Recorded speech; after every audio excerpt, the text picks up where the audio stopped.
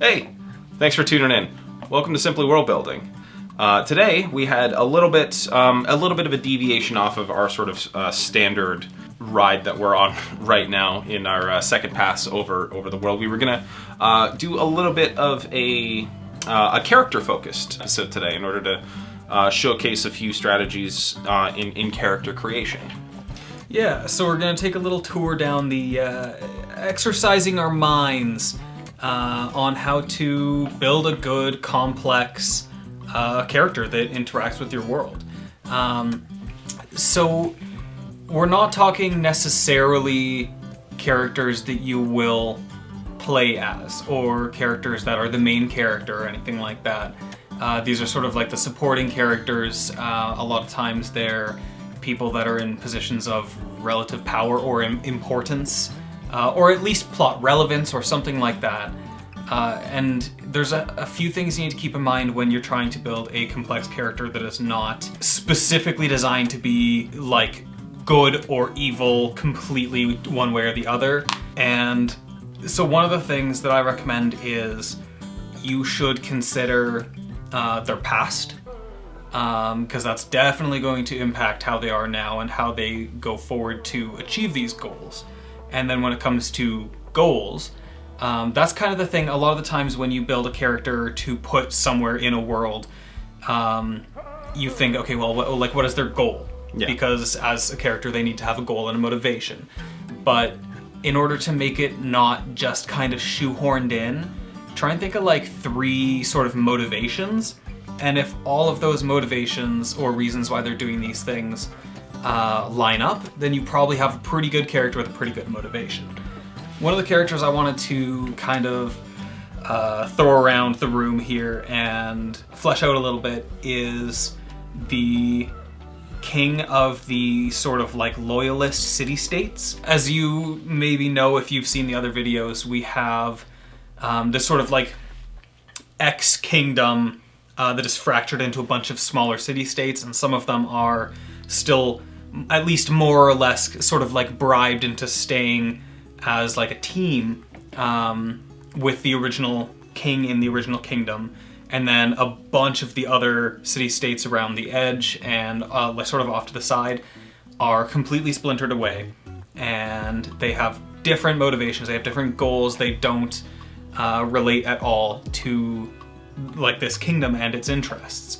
So we're gonna end up having a lot of characters in this region because there are different leaders for each of these city-states, but regardless, the king is still kind of the king, so he's gonna be a bit of a central figure over there. And one of the more important parts about making characters like this is they're not inherently, like when you have a character, like let's say, I'm gonna throw it back to Harry Potter again, because not that they're necessarily the epitome of world building, but it is something that I think a lot of us know a little bit about, or we can kind of easily access it, right? Draw a reference from. Yeah. Yeah, definitely.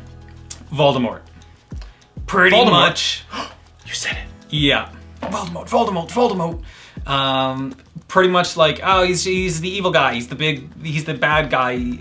He's the guy who goes, yeah.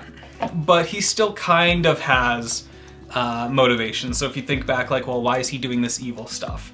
You know, he was badly treated by people. His mom took his nose and never gave it back. Yeah. So he has like motivations in his past and stuff like that for why he's doing this. But he's just also kind of the evil guy. Mm-hmm. And a lot of the evil guys are ones that aren't like just kind of shoehorned into being the evil guy, right? Mm-hmm. They're doing these evil things, they're doing these bad things, but they have reasons for it beyond because I'm evil, right? Yeah, totally.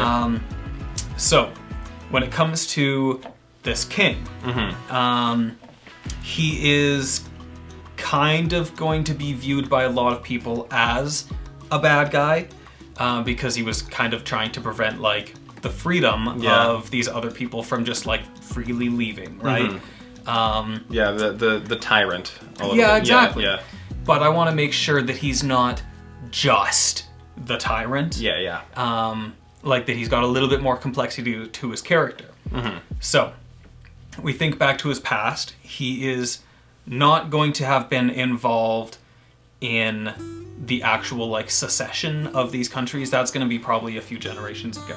Oh, okay. So this is going to be a bit more of a slow burn on the leaving. Yeah. Okay. So this is I don't think we have an entire like time frame for it necessarily, but this is recent enough to be fresh, and the wounds are still open, but enough in the past as well where like probably very, very few of the people who are around for that are still around. These are now people whose parents were involved in that. So this king has, you know, a parent, a grandparent, or whatever that was actually alive during that. So it's not like he has a personal, like, this is my life's mission to do this, or I've been personally scorned, but very much like there is kind of a pressure that would be handed down.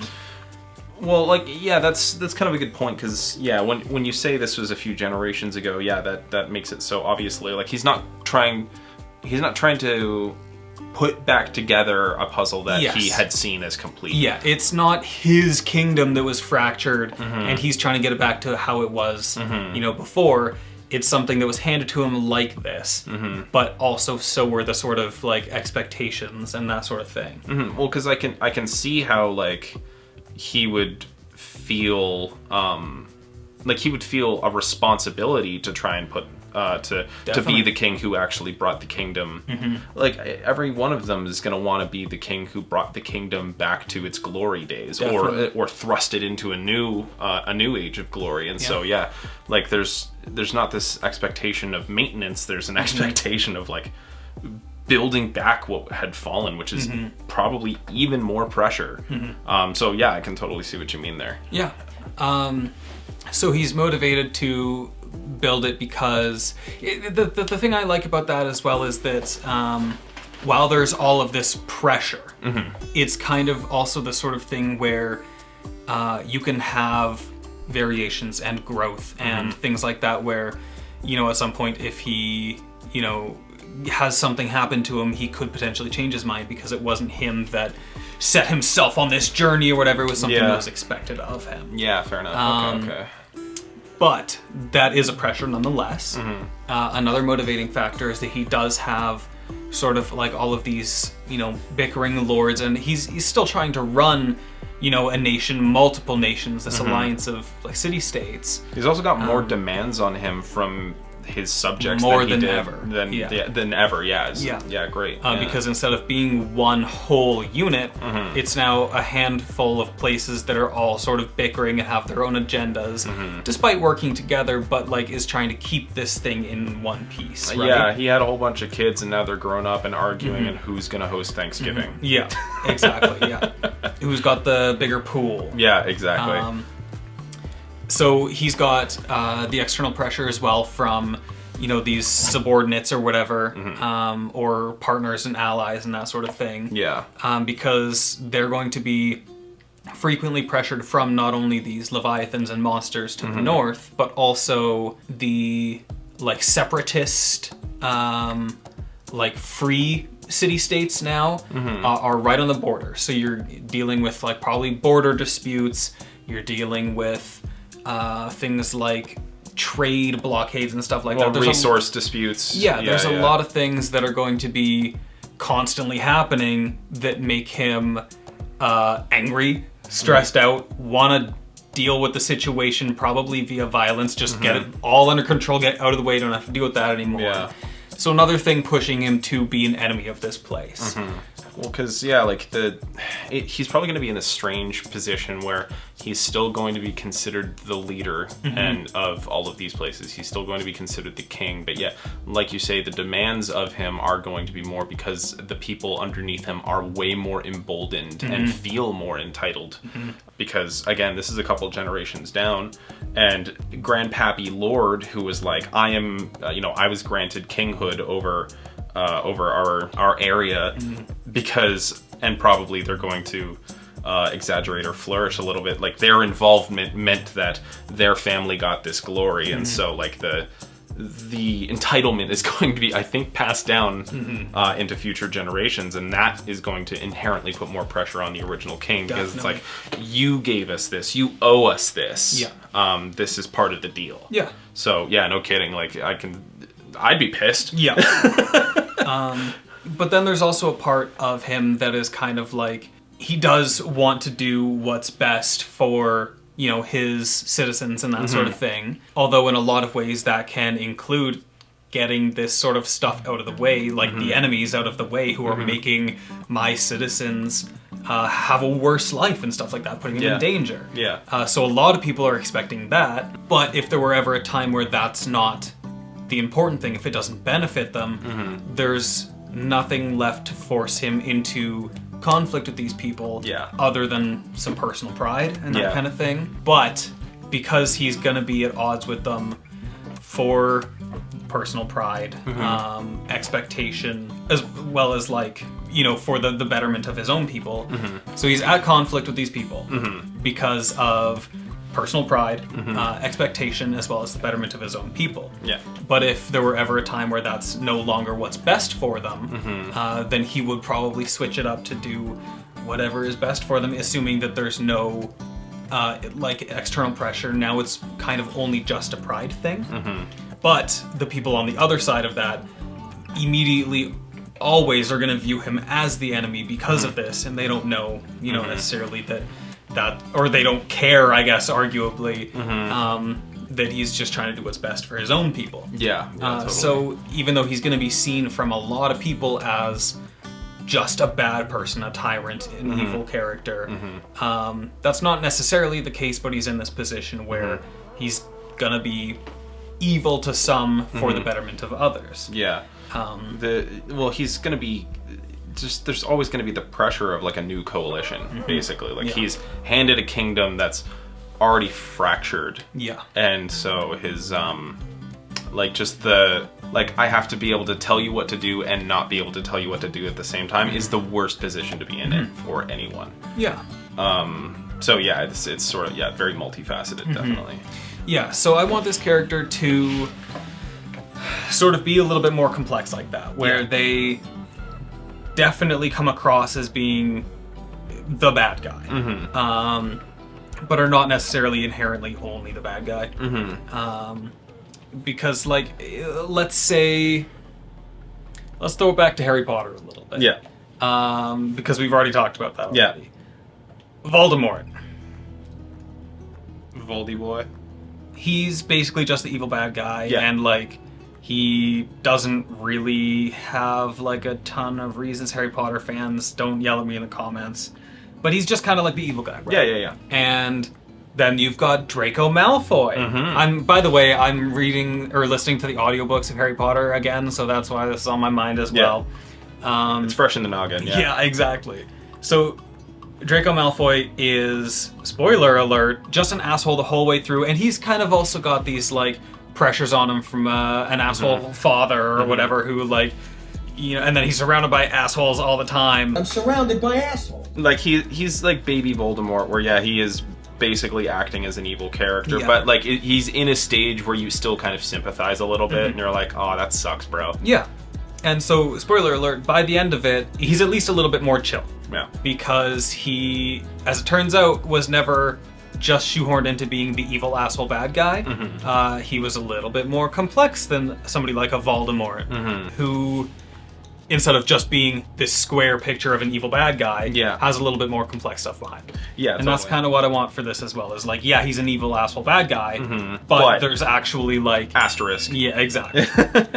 No, that's fair. Well, I mean, that's kind of the thing. It's like, I find people like villains a lot of the time. Well, because a lot of the time they're just more, like, compelling and especially interesting than the good guy or the main character, because a lot of the times the good guy, the main character, is that square image of a good guy main character. Yeah, totally. Because I know, like, Draco has, like he's got his own little subsection of fans. Yeah, you know absolutely. what I mean? And I think that is kind of that for that reason, where it's like you're 99% sure the whole time, but there's that one glimmer where you're just like, you're holding out for the underdog of good within the evil character. And it's really compelling to watch that kind of slowly grow when especially when it's really well written, because it'll just give you faith in humanity to watch that bounce back. Yeah.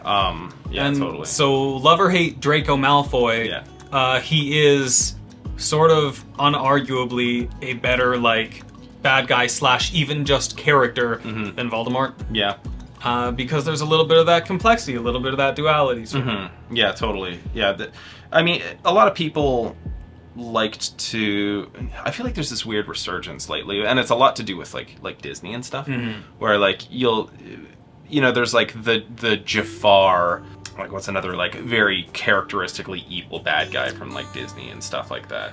Fuck, I forget her name. It's that squid lady from Little Mermaid. Ursula. Ursula. Like the very like super clear bad guys, and people strayed away from that into the more complex bad guys. I think I like Scar too. No, yeah, Scar. Scar's a great example. What's the dude's name from Frozen? Olaf? No. The Disney fans in the comments will let me know here. I don't think the Abominable Snowman had a name. There's the fucking dude, like the prince guy. Who's the villain. Kristoff? Yes? Question mark? We should look this up. I've seen the movie twice. This is a lot more than me. Anyway. Hold on. I'm looking it up. We need to get this right. Okay. Prince Hans. Oh. Prince Hans is his name. He's a prince. He's got hands. Bad joke. Ignore me. Long story short, a villain that people are able to more sort of like. That's the bad guy. Yeah. Look at him. He's got the curly beard and the black clothes. Yeah. And we've sort of strayed away from that, and I don't think that's been a bad thing. People are kind of liking the resurgence, but I think it's just because in Disney's case, like some of them are straight up iconic. Yeah, it became exhausted, and yeah, iconic is such a huge, a perfect way to put it. But this is kind of the thing, is like, I feel like also at the same time people like those bad guys because like in your head you're like, man, he's super powerful. Like, what if he was a good guy? The iconic nature of a person who is evil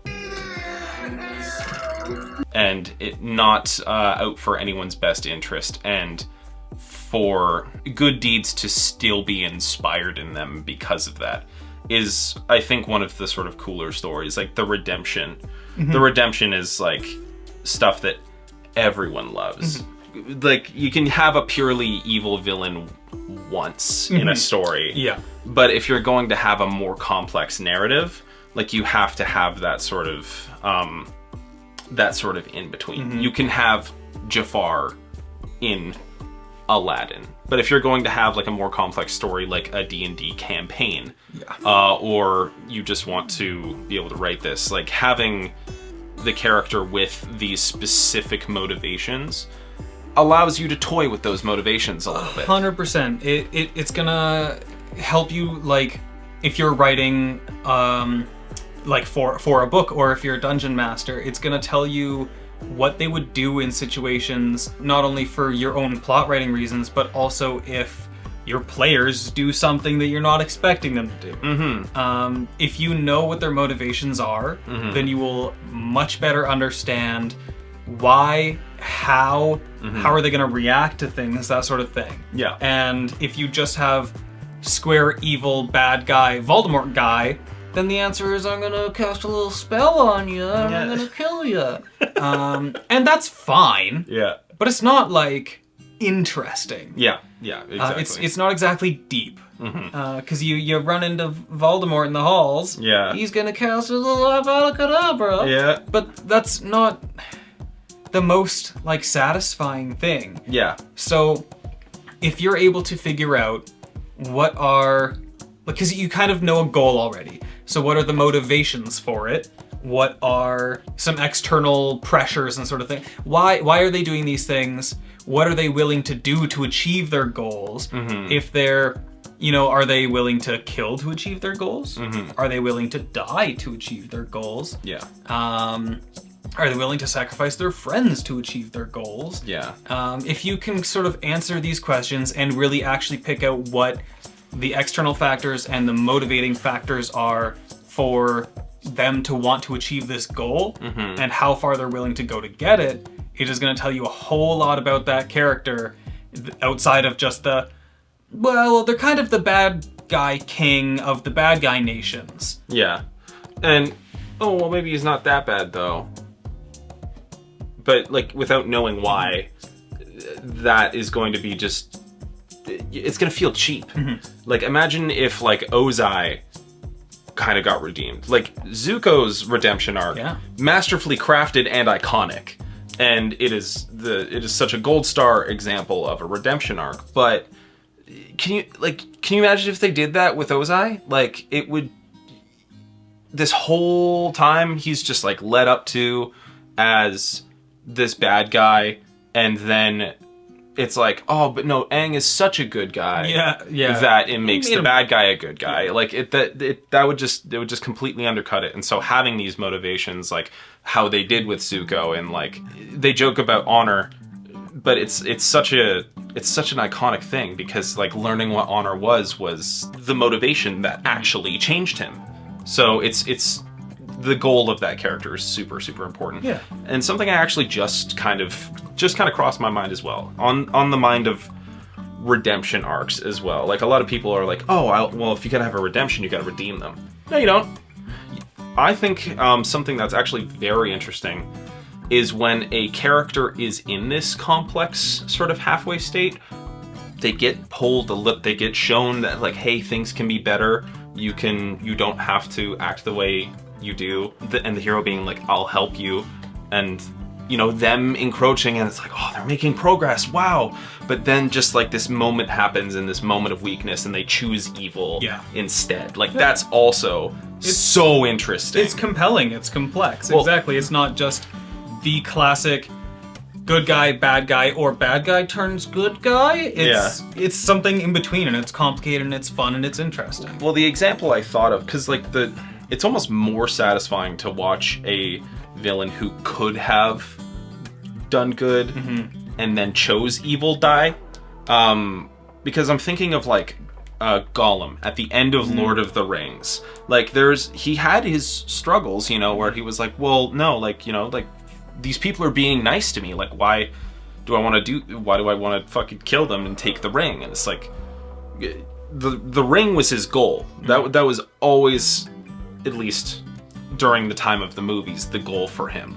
And so you kind of want him to turn around and have things go better for him, because he's just someone who's been so downtrodden. But when it comes down to it, right at the end, he makes the wrong choice, and he ends up paying the price for it. And it's it may not be necessarily satisfying, but it's fucking poetic, Yeah, and actually, that's a really good example as well. I haven't seen or read Lord of the Rings in quite a while, so pardon me, I'm a little rusty on it. But his goal, right, is get the ring. Yeah. You can see his external motivations throughout the movie, and you kind of know, like, how far is he willing to go for it, like... It establishes how far he's willing to go for it. And they showed you all of these things.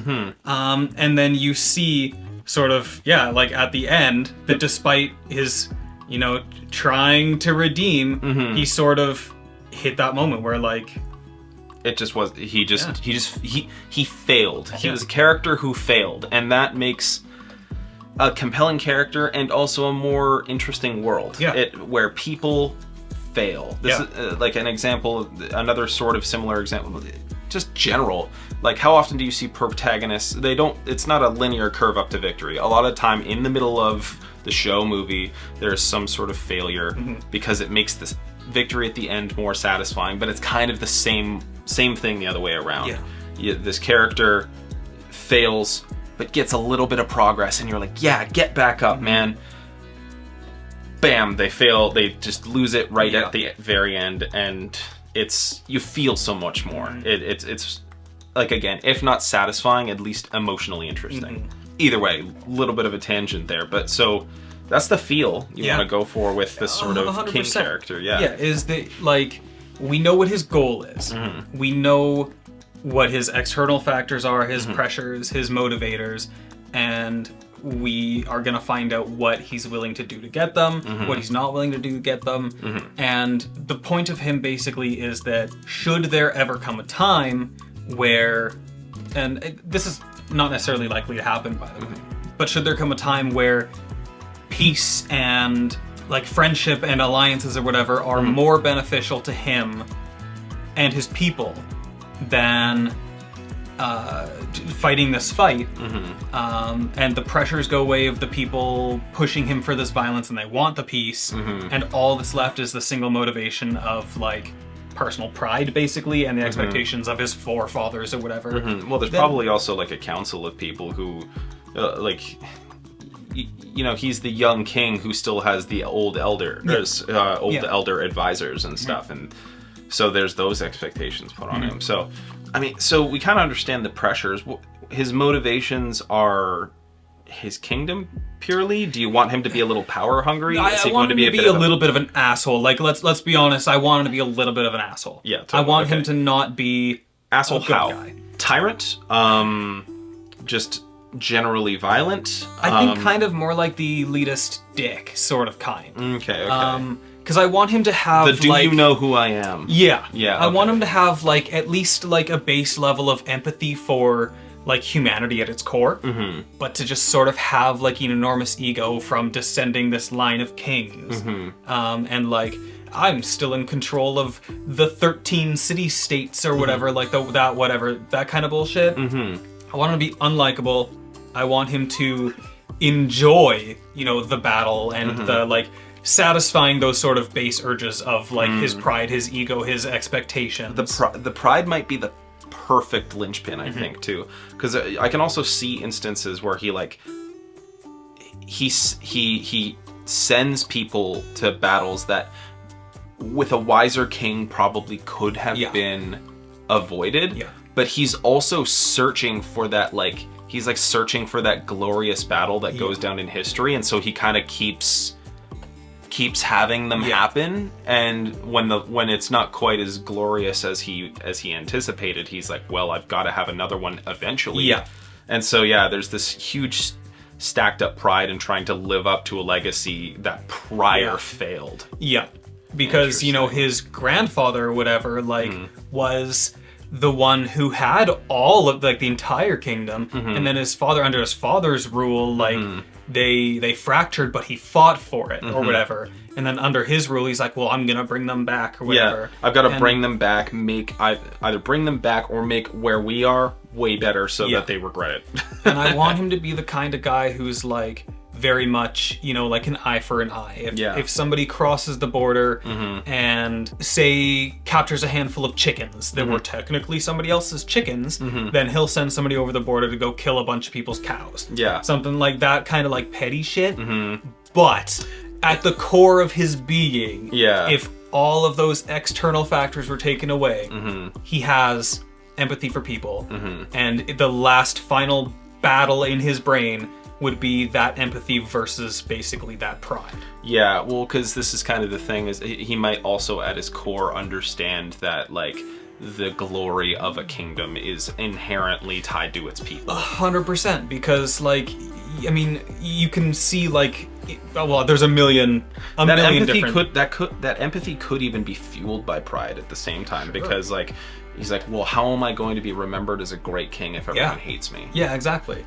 Because you can have a small nation that may not be the best militarily, may not whatever, but if your people are fed and happy and enjoy you being their king, then it's a good kingdom. Yeah, totally. And at the very core, that kind of is the struggle. But that being said, that in the grand overarching story, this guy kind of does suck. If you had a party of adventurers walk in, they probably wouldn't dislike him. Yeah. Exactly. Yeah, totally. Because he's going to be a dislikable guy. Yeah. But in the grand scheme of things, he does have a level of empathy, and we can just throw out there that maybe he respects women and likes animals. A couple traits in there that don't redeemable. Yeah. but otherwise is just an asshole to people. Yeah. Like, is super egotistical. Like, that whole kind of thing. Well, I mean, that, like, because, yeah, traits like that are so easy to just use to throw someone under the bus. 100%. Like, how do you make a dislikable character? They kick a dog. Yeah, Or call a lady a bitch. Yeah. Or something like that. Yeah. And it's just, like, it's just That guy over. sucks. It's, Yeah, it's just but- over, and you have to work actually a lot harder to come back from that. Yeah.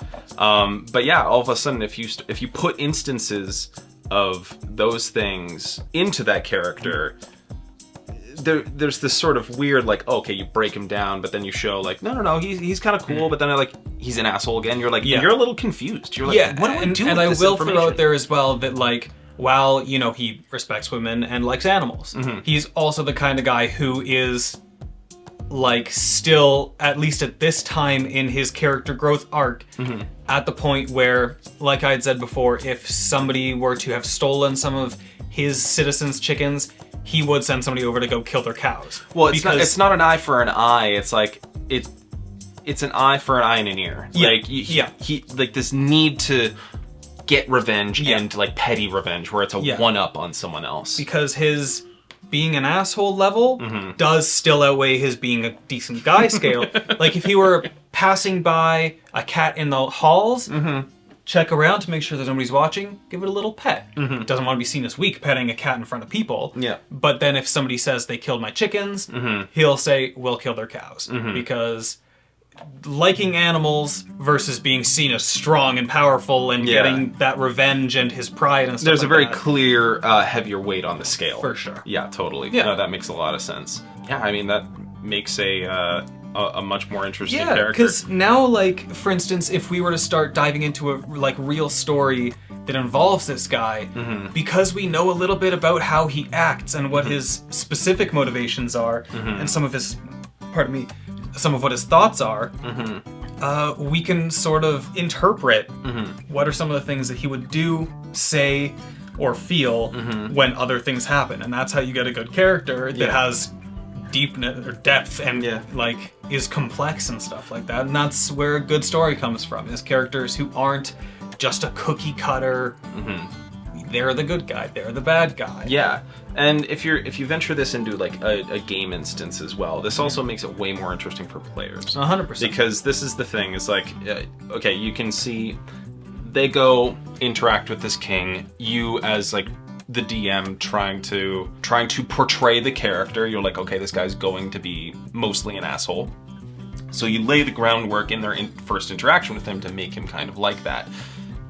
And then maybe the second time you kind of plant the seeds of like, maybe he's a bit of a good guy. He really, really loves his wife and generally respects the women around him. Yeah, and so they're spying on him, trying to catch him in the middle of a plot, right, or something like that. Yeah. Or they're sneaking in to kill him or something, and then they see him like giving treats and seeds to the birds outside, and he goes back and he picks up a baby and kisses it on the forehead. You know, that kind of stuff, and it makes them think, oh, maybe they're not exactly what I thought they were. Yeah. But so this leads to choices within your players as well. The complexity within the character they're faced against adds complexity to their ability to interact with them. Yeah. Evil king, all right, you're gonna go kill him. Good king, obviously not. You're gonna probably make allies with this guy. But Morally ambiguous king. Yeah, your players have to make a choice. They either go in, assassinate this king because they have to, or bolster forces against him, etc., etc.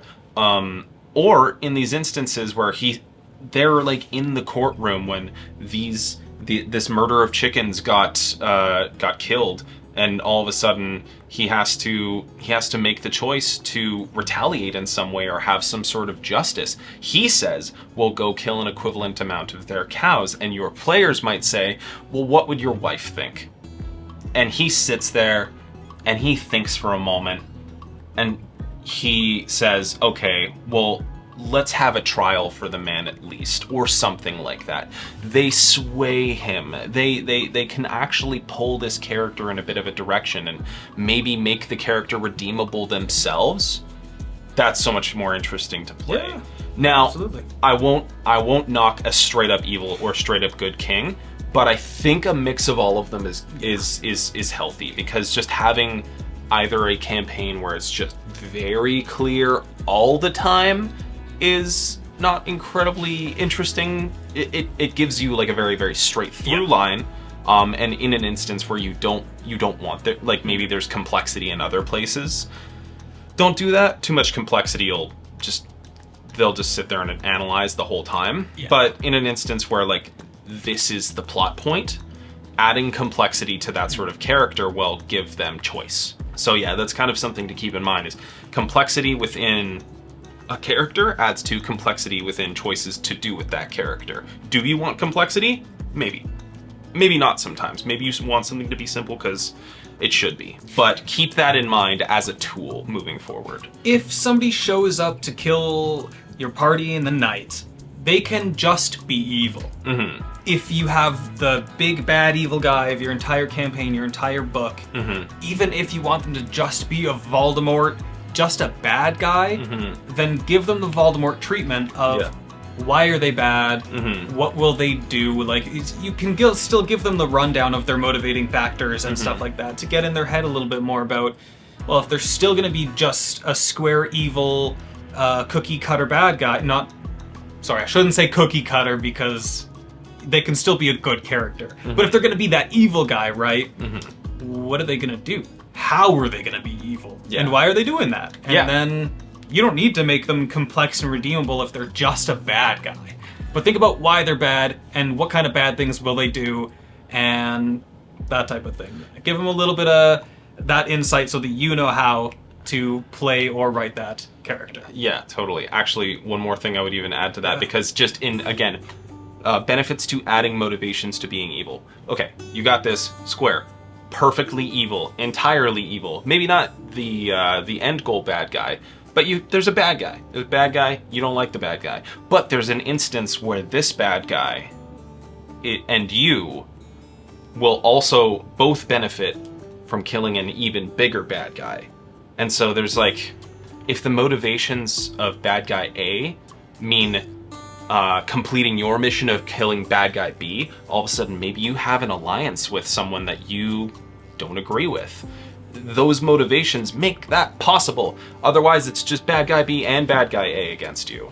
And those sort of tentative alliances are also something that just without motivation you can't grab onto. So yeah, even a completely evil character, adding motivations to them makes them interesting and adds complexity to your ability to interact with them. So yeah, as you said, basically summarizing, adding the motivations to why they're bad, why they're partially bad, or why they're completely good, just fleshes out everything you need to know about a complex character. Yeah. And before we wrap up the episode, I want to say also the alignment and like character traits and flaws and stuff like that in like D&D, for instance, aren't ideal. Like the alignment system, kind of bad, but for the flaws, that's a really good area to kind of take more seriously than it tells you to give yourself a good character. Yeah. Because they don't have to be simple flaws like doesn't see the color red or something like that. Yeah. You can make it something like those deeper things that then you keep in the back of your head as you're playing this character that will definitely impact the way that they interact and stuff like that. Yeah, trying not to dive into too much of alignment because that can go on forever. I know. I like, hot topic, I like the alignment system, kind of, asterisk, because a lot of people like to take, okay, I have an evil character. Yeah, defend yourself. I have in your campaign that you're running a character that is lawful evil, one that I don't think is played very often. But my character is also played alongside like chaotic neutral, chaotic good characters, and I find people find it very hard to play an evil character. But this is the thing, is these motivations make it so that I can play an evil character that is still playing the plot to be the good guy. Yeah. Because my character will absolutely sell the soul of a child. Yes. That didn't happen. But it was within the motivation of gaining the power to further the goals to, you know, defeat the big bad or get the MacGuffin. And so your character can make the choices that are morally wrong while still striving for the goal that is saving the world. They can just have selfish motivations for doing so. Like, just because you have an evil character doesn't mean you have to kick every cat that you stumble across. But what it does mean is that when presented with a moral choice, make the one that will benefit you more than make one that is morally correct. Again, like, you're not gonna walk around and be like, kicking that cat would be bad, so I'm gonna do it. That doesn't make sense. But if you're like, well, if I steal that cat and sell it to someone and I make money, that's different. But you're doing that for a reason, and so your character becomes more complex and not just a douchebag that your entire party hates. But all this to say is, I like the alignment system, but only for the reason that you can kind of remind yourself, I'm not a good person as this character, or I'm an inherently good person as this character, or I would follow the rules in this instance.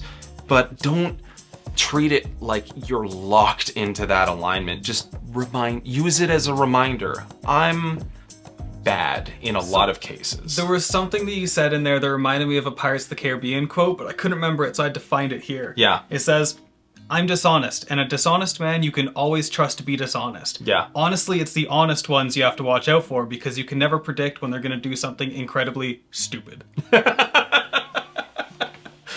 That's incredible. And this something I was telling Corey earlier today about my lawful evil character. Another Pirates of the Caribbean quote was, I don't know exactly how it goes, but it was like, wait, you were telling the truth? I do that a lot, and no one ever seems to believe me. Yeah. Which, yeah, actually, Jack Sparrow, great example of like a probably chaotic evil. Kind of basically the main character, debatably. Yeah. But he's a bad guy who does bad things and does good things. But you always know that they're serving his best interest. Exactly. And so that's the best way to kind of like play a sort of what you might consider to be an evil character, is more working selfishly than just outright trying to do bad things like you're a gremlin. But yeah, all of that to say, I like the alignment system, but more as a reminder than something you have to follow rigidly. The flaws is probably a better exercise for that, but I feel like they're both in the interest of the same goal. For sure. They're, hey, this will help you play your character as long as you have a reminder, hey, you have a flaw that you will always do the selfish thing in pursuit of money. Yeah. Or, hey, you're the bad guy, and remember you like money? Like, yeah, they all sort of reach the same goal of trying to remind you how to play the character. If you make them a little more deep than they may let on just in the little tiny piece of text, like the flaws doesn't have to be coughs around cats, like allergic to barley seed. Yeah. Like, yeah, make it a little bit more interesting than that. Yeah. And then a little bit more deep than that. And it'll really help you decide what that character's going to do when something happens. NPC or player character wise, motivations when it comes down to evil characters makes evil characters interesting. To sum up the entire episode in a single sentence. Yeah, it is, isn't it? But thanks for watching like 40 minutes of us saying that one thing. Yeah, well, I feel like it's something that, you know, kind of requires a little bit of extrapolation on, because again, you can say, you know, the alignment chart's not very good because what it does is kind of simplifies characters. And it's like, no, what it's supposed to do is have you thoroughly play characters, which can feel like simplifying them. But it's all in how you interpret it. So, either way, hopefully this was a little bit helpful in for you to either create NPCs or your own player characters. Yeah. And we'll catch you in the next one. See ya. Welcome to the end card. Thank you for watching our video. Like and subscribe to us if you like what we're doing. feel free to hop on over to our Spotify channel where we post this, but without the funniness of seeing a couple of guys sitting here goofing. Or hop on our Instagram. You can slide in our DMs there, or you can comment down below and we'll feature you up here. Today, instead of reading a couple comments, we're gonna do a little bit of a challenge time. Today we were thinking, make an evil character. How evil are they? You can make them super pure duper evil, or just regular boy evil, or kind of that sort of half and half, maybe redemption arc sort of evil. Why are they like this? Why are they the way they are? Give them motivations for the bad deeds that they do, and maybe even motivations that could cause them to be redeemed. Even if they are pure evil, maybe add some sort of motivation that people could exploit in order to maybe get on their good side. And then just make those motivations, and think in your head at the very least how this could play out in a game or a book, or how these motivations can be changed or exploited into the future. or if you don't feel like making something right now, give your brain a break.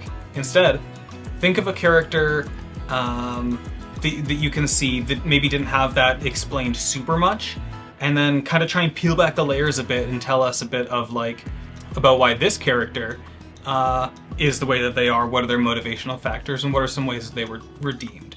And you can even just explain to us things like Prince Zuko, like we had seen there. But just peel back the layers on a character if you don't feel like coming up with your own. And tell us a little bit about why are they like this? But thanks for watching the video, and like and subscribe. If you do want to be featured in a video, remember to comment, and we might be able to put you in an episode here. But in the meantime, we'll see you in the next one. Bye.